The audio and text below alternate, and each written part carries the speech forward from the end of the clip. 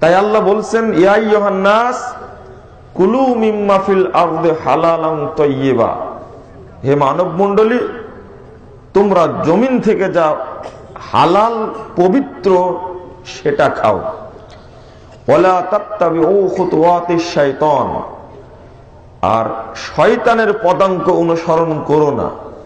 অর্থাৎ যারা হারামখোর তারা শয়তানের আনুগত্য করে। ইন্নাহু লাকুম আদুব্বুম মুবিন, নিশ্চয় শয়তান প্রকাশ্য শত্রু। শয়তান যদি আমাদের প্রকাশ্য শত্রু হয় তাহলে শয়তানের পথ চলবে কেন? এখানে দুইটা শব্দ উল্লেখ করা হয়েছে, হালালান তাইয়্যিবা, হালালটা খেতে হবে, তাইয়্যিবটা উপযোগী যেটা, পবিত্র যেটা সেটা। অনেক জিনিস হালাল আছে কিন্তু ওটা পবিত্র না, ওটা আপনার শরীরের জন্য উপযোগী না। যেমন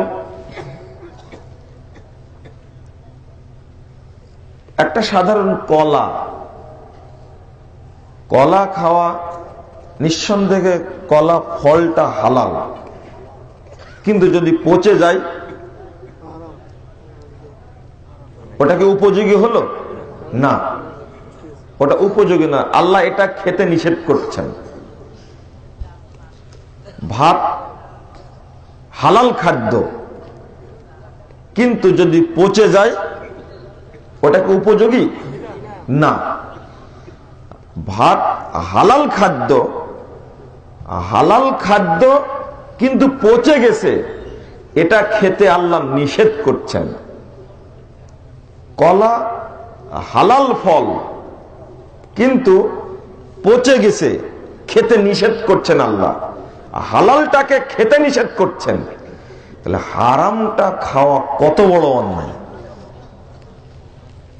হালাল বস্তু খেতে আল্লাহ একটা সীমা নির্ধারণ করে দিলেন। 172 নম্বর আয়াতে সূরা বাকারা আল্লাহ বলছেন, ইয়া আইয়ুহাল্লাযীনা আমানু কুলু মিন তাইয়্যিবাত মিম্মা রাযাকনাকুম, আমি তোমাদেরকে, হে ঈমানদারগণ, আমি তোমাদেরকে যে রুজি দিয়েছি তার থেকে তাইয়্যিব যেটা সেটা তোমরা ভক্ষণ করো, সেটা তোমরা খাও। তাইয়্যিবটা খেতে বলছেন। হালাল হতে হবে, তাইয়্যিব হতে হবে। আপনি মাসের 20 তারিখ কুমিল্লা শহর থেকে 5 কেজি ওজনের একটা রুই মাছ নিয়ে আসছেন।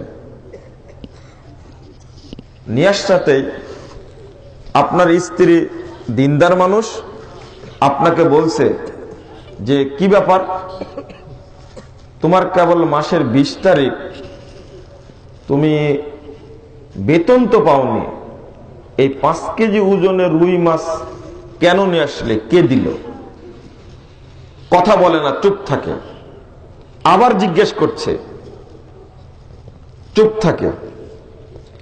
যদি স্ত্রীটা খান্নাস মার্কা স্ত্রী হয়, বেহায়া স্ত্রী যদি হয়, তাই মাছ, বড় মাছ দেখেই বলবে, ওর ছেলেটাকে বলবে, আব্দুল্লাহ তোর নানাকে ফোন দে, তাড়াতাড়ি যেন বাসায় আসে, তো নানিকে সাথে নিয়ে যেন আসে, বলবে না এটা? এই রুই মাছটা ও নিয়ে আসছে ঘুষের টাকার, অথবা কোনো অফিসারকে কোন একটা অবৈধ কাজ করে দিয়েছে, যার বিনিময়ে এই মাছটা তাকে দিয়েছে, ওইটা নিয়ে আসছে, ওই জন্য মুখ খুলে না। কিন্তু যদি স্ত্রীটা তার মতো হয় তাহলে অত্যন্ত আনন্দে আত্মীয় স্বজনকে নিয়ে ও আরামে খাবে। আপনি বলুন, এটা যদি ঘুষের টাকার হয়, মাছ কিন্তু হালাল না হারাম? হালাল। কিন্তু এই মাছটা কি এখন পবিত্র?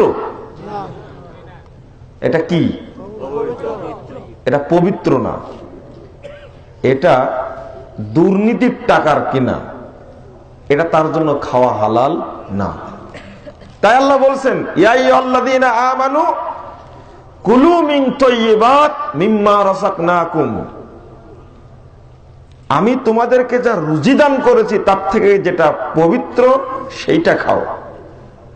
আর একটা বিষয়, 925 নম্বর হাদিস, ইবনু মাজাহ, মুহাম্মদুর রাসূলুল্লাহ সাল্লাল্লাহু আলাইহি ওয়াসাল্লাম প্রত্যেক দিন ফজর সালাতের পরে বেশি বেশি যে দোয়াটি পড়তেন সেই দোয়াটি হলো, আল্লাহুম্মা ইন্নী আসআলুকা ইলমান নাফিআ ওয়া রিজকান তাইয়্যিবা ওয়া আমালান মুতাকাব্বালা। বলতেন বেশি বেশি, হে আল্লাহ, আমি তোমার কাছে উপকারী এলেম চাচ্ছি, আমি তোমার কাছে পবিত্র রুজি চাচ্ছি, আমি চাচ্ছি আমাকে তুমি গ্রহণযোগ্য আমল করার তৌফিক দান করো।